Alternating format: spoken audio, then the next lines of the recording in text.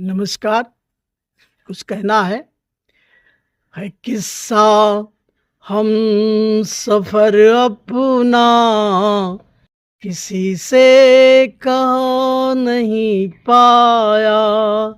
फटे हालात अपना गम किसी को ना ही दिखलाया।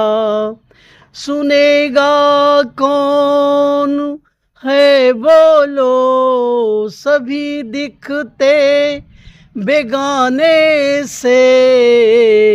सजा मुस्की है होठों पर, बेकल मन को बहलाया।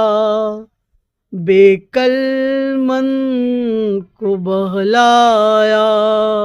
भैया अनुग्रह बनाए रखें। धन्यवाद।